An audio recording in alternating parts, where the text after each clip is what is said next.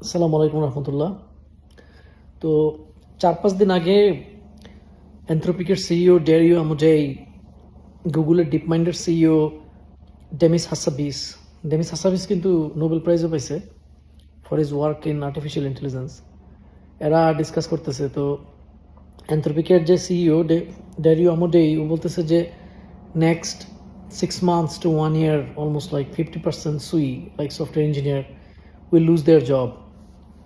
এবং এই স্টেটমেন্টকে সাপোর্ট দেওয়ার জন্য বা জবের উপরে কী কী ইম্প্যাক্ট দেখা গেছে, তো সেখানে দেখলাম ডেমিস হাসাবিস বলতেছে যে currently like it's true even in America that lot of fresh graduate, তারপর হচ্ছে ইন্টার্ন, এই পজিশনগুলো কিন্তু এখন আর অলমোস্ট হায়ারিং নাই বললেই চলে। এবং এটা যারা বিগ কোম্পানিতে কাজ করে বা ইন্টারভিউয়ার, তারা কিন্তু এটা ফিল করতেছে। কারণ যারা ইন্টারভিউ নেয় তারা হয়তো অনেক দিন ধরে ইন্টারভিউ নিচ্ছে না, কারণ হচ্ছে কি কোনো হায়ারিং হচ্ছে না, রাইট? সো যার কারণে হচ্ছে there is no literally significantly small number of opening has in the market right now. So this is a big problem. তো ডেমিস হাসাবিস বলতেছে ওদের আসলে ইন্টার্নশিপ করার কোনো দরকার নাই। ইন্টার্নশিপ না করে ওরা চাইলে তো এআই এর বিভিন্ন টুলগুলা, ক্লড, জেমিনাই, জিপিটি, এগুলো ইউজ করে অনেক জ্ঞান অর্জন করতে পারে।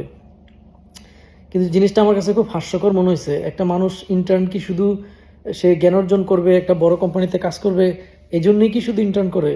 ইন্টার্ন তো করে মানুষের অনেক সময় তার একটা ফাইন্যান্সিয়াল সাপোর্টের দরকার। আমেরিকায় পার্টিকুলারলি অনেক ছেলেপেলে আছে যারা আন্ডারগ্রেড করে। আমরা তো বাংলাদেশ থেকে আন্ডারগ্রেড করে স্কলারশিপ নিয়ে আমেরিকায় আসছি, বেঁচে গেছি। কিন্তু এখানে অনেক ছেলেপেলে আছে যারা আন্ডারগ্রেড করে, ওদের অনেক হাই টিউশন ফি প্রতি সেমিস্টারে। এখানে মানে একদম সর্বনিম্ন হয়তো বা 10,000 টাকা থেকে আপ টু 40-50 হাজার ডলার পার সেমিস্টারে ফি দিতে হয়। তো এই ছেলেপেলেগুলো সামারে একটু 3 মাস কাজ করলে, ভালো জায়গায় যদি টপ জায়গায় কেউ সামারে ইন্টার্ন করে, তাহলে ওরা একটা ভালো টাকা পায়, এটা দিয়ে চলে। তো এই জিনিস মানে এরা তো আর এগুলো কনসিডার করবে না। দে আর দ্য সিইও, তারা এগুলো নিয়ে চিন্তা করার সময় আসলে তাদের নাই।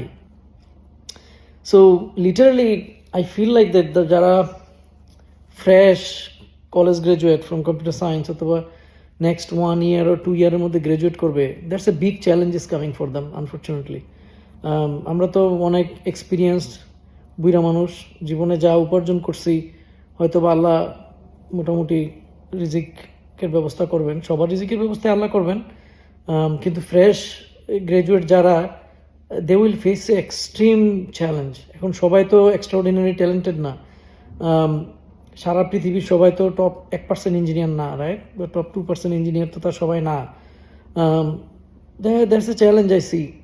কিন্তু অন্য ডার্ক সাইডও আছে, যারা কম্পিউটার সায়েন্সের এই অবস্থা শুনে খুব মনে মনে হাসতেছেন, খুব আরাম পাইতেছেন যে ওরা চাকরি পাবে না, আমরা খুব চাকরি পাবো। কিন্তু কম্পিউটার সায়েন্সের জবগুলো হচ্ছে এমন job, like one of the most challenging job, যেটার অ্যানালাইটিক্যাল অ্যান্ড ক্রিটিক্যাল থিঙ্কিং লাগে অনেক অনেক। মানে literally we solve new problem every day.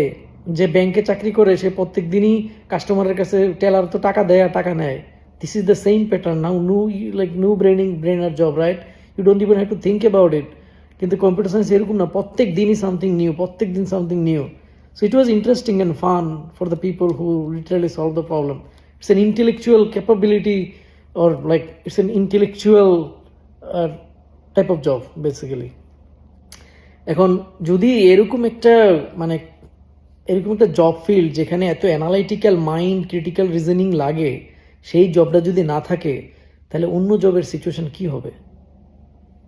অন্য জবের সিচুয়েশন তো আরো ভয়ঙ্কর হতে পারে, রাইট? আপনি মানে সাপোজ দ্য এইচআর, রাইট? আমি রিসেন্টলি এআই এজেন্ট কীভাবে ইন্টারভিউ নেয়, আমি নিজে ইন্টারভিউ দিছি। Fantastic literally. They ask even more critical question than a human.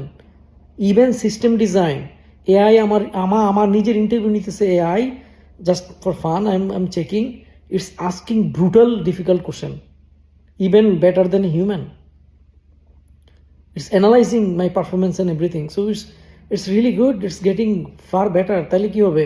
HR department, interviewer, এগুলো সব প্রেশার কমে যাবে, right? Hiring and all discussion, phone call, everything will be like fully automated, right?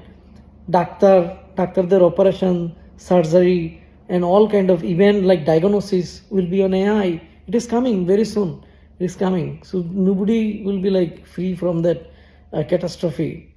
I will say maybe it will not be entirely wiped out all the job, but definitely we have to move to some different area, right? Yeah, it has to be running on the data center. It requires like hardware, machine, electricity. So we will shift the job into different area. But it's a real challenge. Think about the lawyer, the judge.